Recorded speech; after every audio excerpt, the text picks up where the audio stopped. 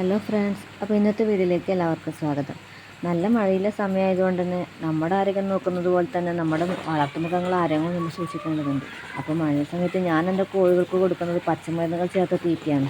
അത് നിങ്ങൾക്കും കൂടി പറഞ്ഞു തരാമെന്ന് വിചാരിച്ചു. പച്ചമരുന്ന് ഉണ്ടാക്കാൻ വേണ്ടി ഞാൻ എടുത്തൊരു സാധനങ്ങൾ എന്ന് പറഞ്ഞത് വേപ്പില, തുളസിയില, പനിക്കൂർക്കയില, വെറ്റില, പച്ചമഞ്ഞൾ, കുമ്മായം തെളിയിറ്റിയ വെള്ളമാണ് കേട്ടോ നമ്മൾ ഇത് അരച്ചെടുക്കാനായിട്ട് ഉപയോഗിച്ചത്.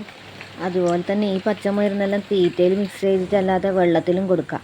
ഞാൻ പിന്നെ മഴക്കാലമായതുകൊണ്ട് വെള്ളം കൂടുതൽ കുടിക്കില്ല, അതുകൊണ്ടാണ് തീറ്റയിൽ മിക്സ് ചെയ്യാമെന്ന് വിചാരിച്ചത്. അതാകുമ്പോൾ അവരിത് മുഴുവനും കഴിച്ചോളും. മഴക്കാലമായതുകൊണ്ട് തന്നെ കൂട് നനവില്ലാണ്ട് സൂക്ഷിക്കണം. നനവ് വന്നാൽ പിന്നെ അവർക്ക് പെട്ടെന്ന് അസുഖം വരും. ഇത്തരം പച്ചമരുന്നുകൾ കൊടുക്കുന്നതിലൂടെ അവരുടെ പ്രതിരോധശേഷി കൂട്ടാനും കഴിയും. അതുപോലെ അസുഖം വരുന്നത് കുറച്ച് കോഴി ചത്തുപോകുന്നത് കുറയാനും സാധിക്കും.